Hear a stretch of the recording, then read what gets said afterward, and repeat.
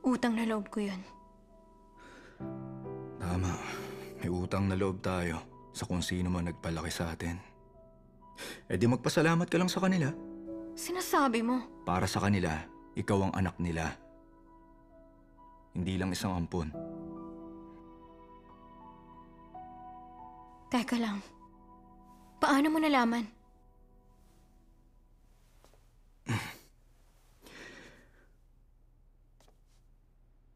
Utang na loob mong inampon ka.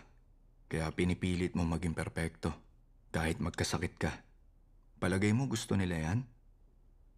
Alam ko gusto mong tumanaw ng utang na loob. Pero mali ito.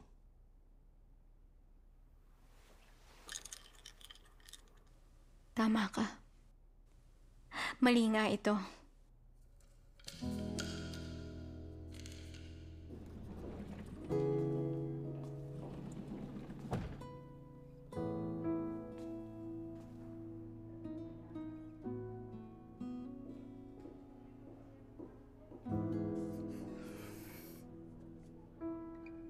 Sa unang buhay ko, si Curie ang parating may highest score.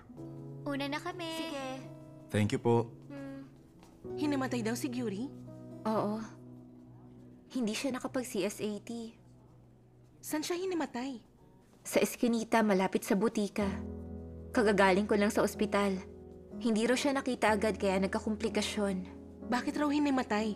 Nag-overdose sa stimulant. Yung pampagising, hindi kumakain tapos imbis na matulog umiinom ng pills.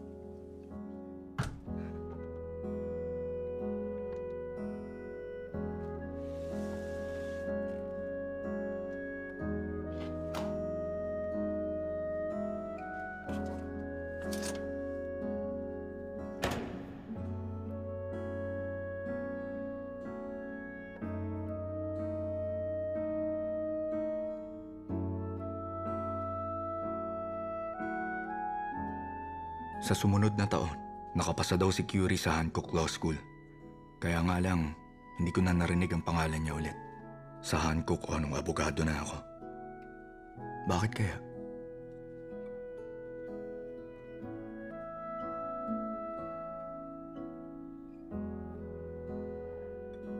Ngayon, nagbago ang kapalaran niya dahil sa akin.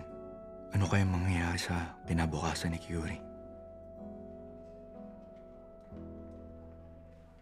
O ikaw, alam mo kung ano to? Ano yan? Usong-uso to ngayon. Isang inom, ayun, tulog. Talaga? Ayos yan ah. Bad trip si Hanmi. Masyadong playing hard to get sa akin. Lagay mo sa beer niya mamaya. Oh, okay.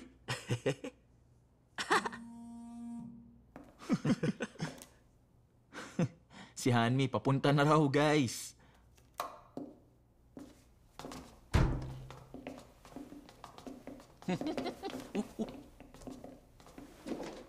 Uy, okay. Ge, linisan mo.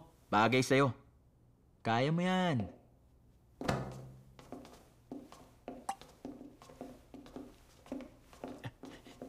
Pare,